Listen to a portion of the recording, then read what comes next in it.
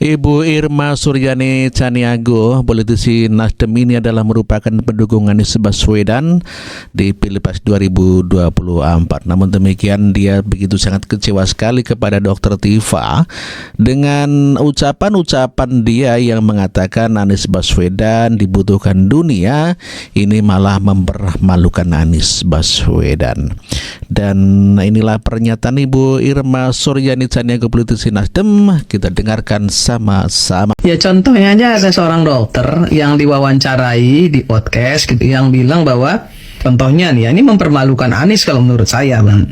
Bahwa Anies itu diperlukan oleh PBB, bakal diminta menjadi sekjen PBB, dan dia nggak level lah kalau cuma sekedar presiden gitu kan. Kemudian bilang juga bahwa Anies itu dibutuhkan oleh dunia karena untuk mengamankan perang dunia ketiga. Itu kan hal-hal yang bodoh menurut saya. Sangat bodoh. Tapi kok bisa gitu ya misalnya seorang Bambang Wijoyanto gitu mewawancarai orang itu, kemudian bicara seperti itu tuh gimana gitu. Ya itu. Refli Harun juga ikut-ikutan mewawancarai misalnya kan, untuk hal-hal yang begitu.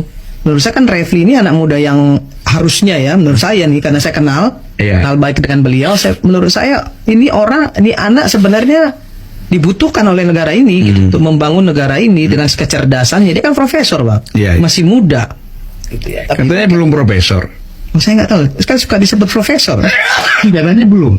Oh belum ya Bang ya. Saya kira sorry. Entah ini. Saya kira untuk seorang Refli gitu ya.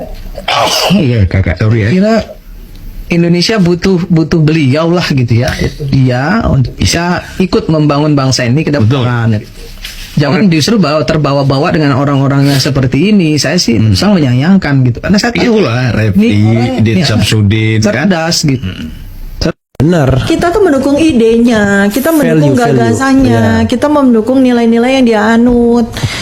Bukan orangnya. Sebab kalau kita mendukung, apalagi kita sampai memuja-muja orang, kita akan kecewa. Karena itu udah dilarang juga sama agama. Jadi yang kita dukung ide perubahannya, karena memang Indonesia menghendaki perubahan. Kita mendukung gagasan-gagasannya. Jadi sepanjang Anies, salah satu indikatornya adalah dia tidak gabung sama pemerintahan. Kalau dia gabung dengan pemerintahan, itu tidak wajib didukung lagi. Itu kan kayak abang bilang kan, wah dia berarti juga bakal jadi pengkhianat. Itu kan kalau kita berpikir, rakyat berpikir bahwa kita tuh mendukung orang. Kalau kita mendukung orang, yakin kita bakal banyak kecewa.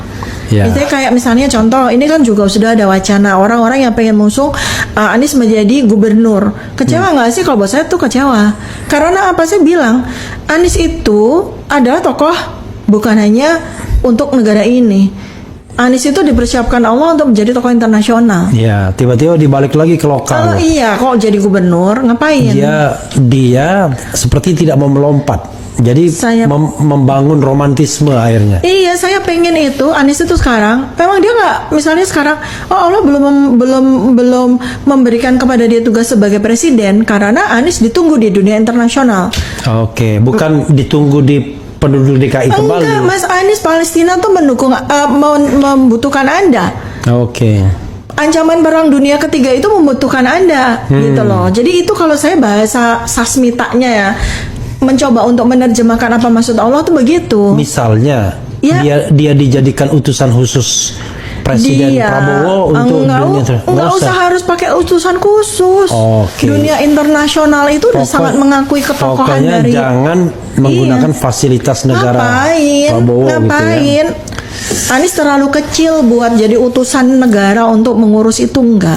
Internasional butuh dia. Sekarang ancaman-ancaman, tantangan-tantangan bagi umat manusia di seluruh dunia itu amat sangat berat. Jadi kesimpulannya, dokter tidak setuju kalau Anies jadi calon gubernur Jakarta lagi.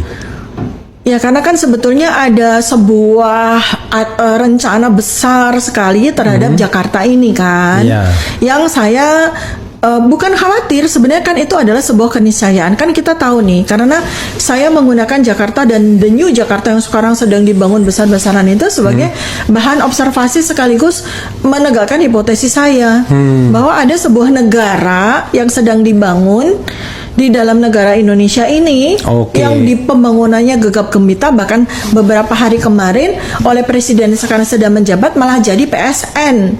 Ya kan? Jadi bikin. Ya, kenapa?